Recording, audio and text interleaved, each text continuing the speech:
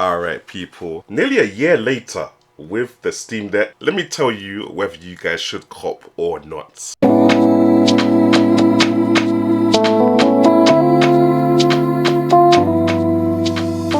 Yes, what's going on people? It's man like Jamo. Obviously we're out here with the Steam Deck. The Steam Deck got me addicted to the handheld gaming PC scene. Even made me pick up other handheld gaming PCs like the Air Neo 2. But the Steam Deck has picked up so much traction. I've even got people asking me a year later, what is the Steam Deck saying and should they bother copping? Now I'm not gonna lie, I'm gonna cut to the chase here. If you've got bare games on your Steam account, stop the video now and put in an order for your Steam Deck.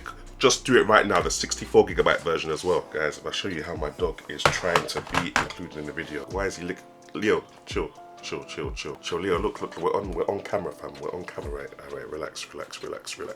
Alright, boom. So when I got my Steam Deck, I'm one of those category of people that had bare games on the Steam client already on my account. So when I signed into my Steam account on this device here, I was in heaven. Every game that I had on there, because they were quite old, was able to play on this Steam Deck easily. And I think at that time last year, they were still going through the process of making games Steam Deck verified to know whether it's easy to run on the deck. And even to this day, some games that they say cannot run on the deck run perfectly fine. I don't think I've ever had a game that they've said runs perfectly fine that isn't able to run perfectly fine on the Steam Deck, innit? So even if it says that you can't, like there was a game Spec Ops The Line, that game for me runs fine. I don't know. Oh no. What's that Insomniac game on Xbox? Sunset Overdrive runs perfectly fine on my Steam Deck, but it says that it's unsupported. Don't know why. But this is what I'm saying, like in that kind of Steam OS space, there's bare different games you can play, fam. There's games that I bought from so long ago, I didn't even have a gaming PC. I just knew that because the Steam sales were wild, by the time that I'm older and I can afford a gaming PC, I will definitely come back to these games. I haven't come back to them. They're gonna stay in the backlog. But this is the backlog burner. Another thing I love about the Steam Deck is the ease of accessibility in upgrading the storage. If you want to go the easy route, slap a SD card in there, you're good to go, fam. Like the loading times don't even change that much running a game right off the SD card. It's just calm. It just runs. Like there's just no issues at all. Now if you want to get extra tech, you can swap out the SSD card inside the Steam Deck and put in a big boy thing so you got a little bit of faster storage, which you don't necessarily need, but if you're considering to dock this and use it as a PC, you might want to consider it. I'll put a link to the kit you need and to one of my tutorial videos in the description section below. Now, the Steam Deck looks ugly. I can't lie, it looks ugly, but the way it feels in your hands, it's the most comfortable handheld controller I've ever held. Like, I didn't understand why it looked the way it did, but playing games on it now, actually playing proper games on it, having the trackpads where they are, yeah man, this is definitely a nice piece of kit. I can see why they've done what they've done, even down to the back buttons, fam. Now obviously there are consoles that kick more frames per second than the Steam Deck. However, if you're on the portable thing, you've probably already accepted in yourself that you're not gonna be getting desktop levels of performance. So it's one of them ones where, yeah, you can spend more money to get a games console that's going to give you better frames per second. But at this level, what's the point? Like, why? You're spending $3.50 for a gaming PC, essentially. 720p gaming PC. What more do you want for that money? To be honest, I can go on for ages talking about how good the hardware is on a build quality level for the Steam Deck, fam, because it's doing jobs, it's playing games, but instead of doing all that, let me just run the B-roll of the games playing in the background and you guys can see for yourself how this thing performs on recent games.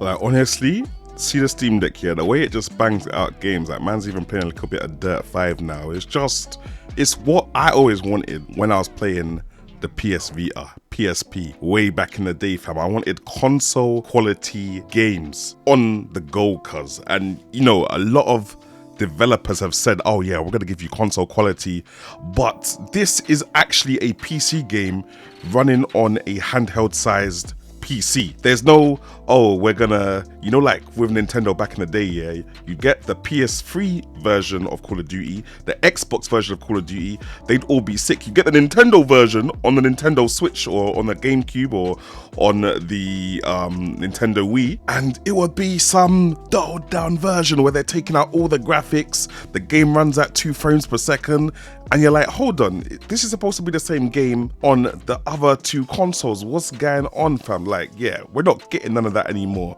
What you get on the Steam Deck is exactly what you're gonna get on your normal PC, albeit at a much lower resolution, which still looks good on the screen size as it is, and perhaps with a little bit lower graphical settings kind of thing, but not as drastic as what they used to do to Nintendo back in the PS3 and Xbox 360 days, innit?